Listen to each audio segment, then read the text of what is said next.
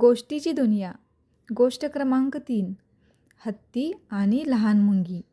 एकदा काय झालं, एका घनदाट जंगलात मोठा ताकदवान हत्ती राहत होता.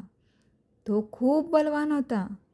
त्याला नेहमी वाटायचं, माझ्यापेक्षा शक्तिशाली कोणीच नाही. एके दिवशी तो जंगलातून चालत जात असताना लहानशी मुंगी त्याच्या पायाजवळ आली. मुंगी म्हणाली, हत्ती काका, जपून चालत जा, इथे खोल खड्डा आहे. हत्ती हसला आणि म्हणाला, अगं लहान मुंगी, तू इतकी छोटी, मला काय सांगणार. हत्ती पुढे गेला आणि धप, तो थेट खड्ड्यात पडला. हत्ती खूप जोरात ओरडू लागला, पण त्याची ताकद असूनही तो बाहेर येऊ शकत नव्हता.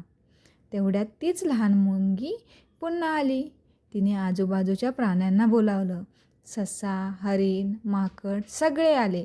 मुंगी म्हणाली, आपण सगळे मिळून प्रयत्न केला तर हत्ती काकांना वाचवू शकतो. सगळ्यांनी मिळून काठावर माती, काट्या जे असेल ते हळूहळू खड्ड्यात टाकले. खड्ड्यात हळूहळू ढीग साचू लागला. हत्ती हळूहळू वर आला. हत्तीला खूप लाज वाटली. तो म्हणाला, आज मला कळालं, लहान असणं म्हणजे कमी नाही, प्रत्येकाची किंमत असते. मुंगी हसली आणि सगळे पुन्हा आनंदाने जंगलात जाऊ लागले.